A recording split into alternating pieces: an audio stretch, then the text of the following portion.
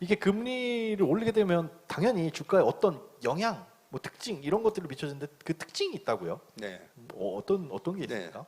아니 그러면 우리 투자가분들이 뭐 바보라서 아니 금리가 올라가는데 아무 영향이 없다고? 과거 사례 보니까 영향이 있었잖아요. 그러니까요. 있었으니까 지금 이렇게 다들 이제 호들갑을 떠는 거 아니겠습니까? 네네. 그죠? 우리 이 제롬 파월 의장님도 나와가지고 이런 식으로 물가가 올라가면 페드가 공격적으로 해야 된다. 예. 어제 또 새로운 말씀도 하셨어요. 폴 볼커 옛날에 금리를 22%까지 막 올렸었다. 볼커는 위대한 총재였다. 왜냐하면 물가를 잡기 위해서는 그렇게 해야만 했으니까. 그래서 나도 그렇게 기억되고 싶다라고 얘기하면서 공격적으로 강력하게. 하겠다라는 의지를 또 밝혔어요.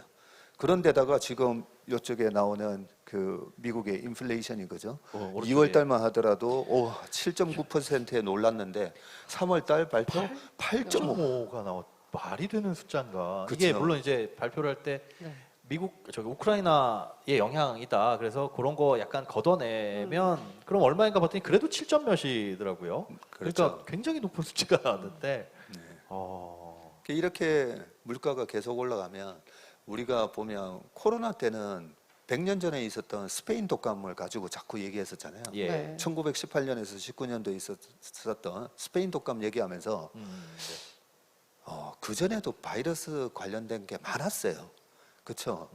예, 가까운 2003년도에는 코로나 사스 그때도 네. 사스 사스. 있었고 그죠? 뭐 메르스 근데 왜 이런 하필 100년 전 스페인 독감을 갖고 얘기했을까? 그러게요. 그 지금의 왜 금융시장과는 그럴까요? 전혀 달랐을 텐데. 그렇죠. 왜냐하면 그때가 제일 심각했으니까.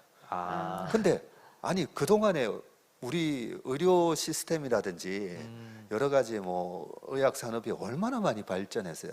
그렇죠. 그런데도 불구하고 그런 사태가 터지잖아요. 그러면 극단적인 걸 갖고 얘기를 해야 사람들이 관심을 가질 거니까. 언론에서는 극단적인 걸 가지고 얘기를 또 해야 시청률이 높아지니까. 유튜브도 마찬가지인 거죠. 그렇죠? 네.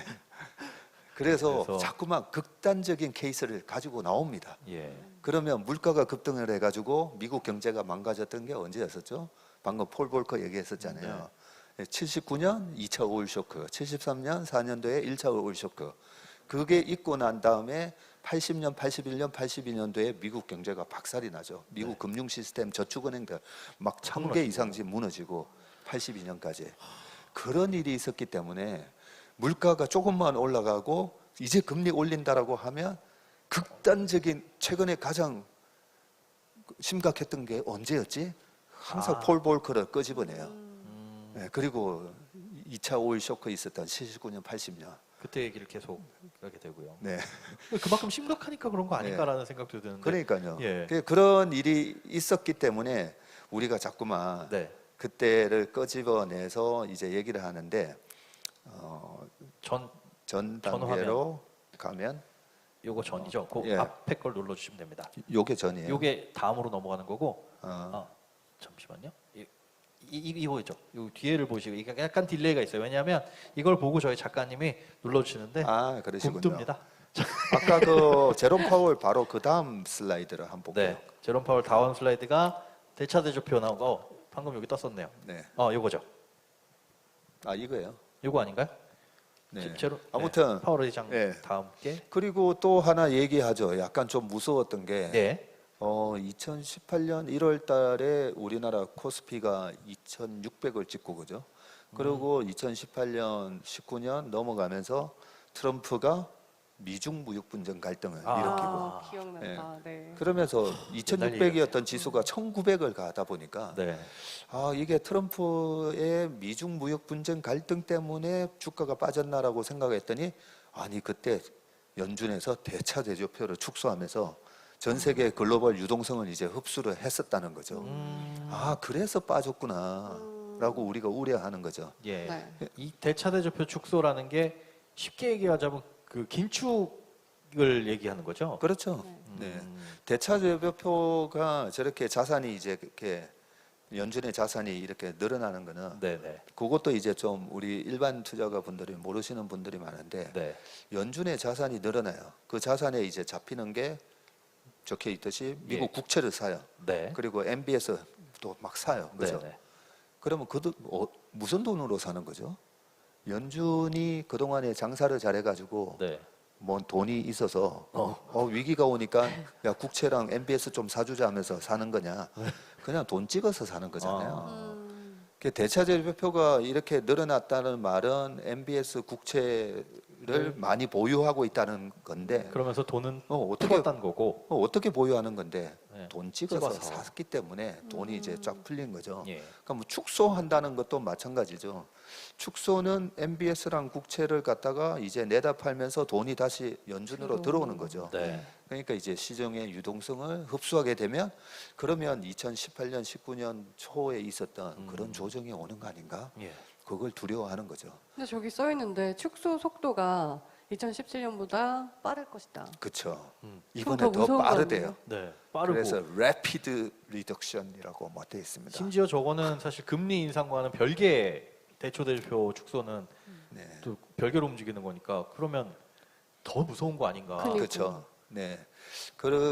요 부분에 있어서도 2017년, 18년, 19년 중간에 이제 빠졌다가 결국 2019년도에는 S&P 500이 28.8% 올랐어요. 주가가.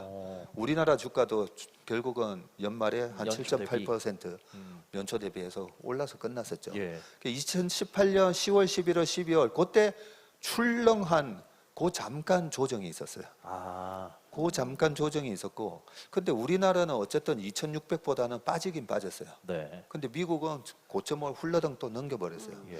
뭔 차이가 있지? 대차대조표로 축소를 하면 이런 거예요. 자, 제가 연준이에요. 예. 우리 김 소장님한테도 돈 빌려주고, 네. 우리 하윤 씨한테 돈 빌려주고, 쫙 돈을 빌려줬어요. 근데 이제 제가 돈을 좀 써야 될 것 같아서 네. 갚아라고 해야 되는데, 예. 항상 돈을 잘 갚았어요. 우리 네, 김 네, 소장님은. 항상 우리 하윤 앵커도 똑같고 한데 약간만 경기가 안 좋아지면 아 형님 저 이번에는 조금 못 갚겠는데요라고 하는 사람이 있으면 예. 지금 경기 좋을 때 너부터 좀 돈 갚아라고 할 거 아니에요. 아 그렇겠죠. 네, 그렇겠네요. 그래서 연준의 대차제조표는 축소하는 척 합니다. 척. 아. 4.5조 달러에서 3.8조 달러까지 척하면 그 척에도 영향을 받는 나라들은 분명히 있습니다. 네. 어떤 나라? 돈을 잘 못 버는 나라. 아하. 예. 그러면 최근에 경상수지가 갑자기 40년 만에 적자로 돌아가면서 통화 가치가 약간 위태위태해 보이는 나라도 있죠. 일본. 일본이 네. 지금 요즘에 뭐야? 일본은 부채 비율이 전 세계에서 OECD 국가 중에서 두 번째 높고 해도 아유 쟤네들은 돈 잘 버니까 괜찮아. 네. 예, 국채 디폴트 날 염려 없어. 항상 받으니까. 그러니까 항상 안전자산으로 평가되다가 뭐야 쟤네들 요즘 무역수지 적자 나려고 하네. 그러면 이제 거기서부터 이제 돈을 빼야 되겠죠. 연준이 축소를 했을 때 그 축소된 만큼의 돈을 어디서 뺄까? 돈 못 버는 나라부터 빼는 거예요. 예, 그런 차원에서 우리나라는 너무 돈을 잘 버는 나라죠. 안전하다. 이 정도 유가가 100불까지 올라갔는데도 네. 여전히 이제 약간 이제 뭐 한 달 정도 차질이 있을지 모르겠지만 네. 2020년 3월 코로나 때 살짝 적자 났어요. 경상수지 적자가. 그게 대단한 나라인 거죠. 그렇기 때문에 무조건 그 약한 나라는 타격을 받습니다. 약한 나라 타격받고 예. 또 돈을 계속 투자를 해서 설비 투자를 하든지 아니면 임상 실험을 위해서 돈을 계속 때려박아야 되면서 한 3년, 5년을 투자를 해야 되는데 그런데 이자가 올라가고 돈을 회수를 한대요. 시중에 유동성이 부족하대요. 그러면 그런 기업들은 조금 위험해 보일 수가 있잖아요. 아무래도. 그런 기업들의 주가가 빠지는 건데 그게 이미 선반영이 되면서 지금 뭐 캐시우드의 펀드에도 지금 돈 못 벌고 있는 기업들은 주가가 막 마이너스 70%가 있잖아요. 네. 돈 버는 테슬라만 플러스가 나고 있고 네. 나머지 주식들 박살 나잖아요. 그래서 금리 인상기 그다음에 페드의 긴축 이럴 때는 그냥 우리가 돈 못 버는 기업만 투자를 안 하면 돼요. 아, 그리고 돈을 잘 못 벌고 있는 나라의 비중을 줄이면 되는 거고요.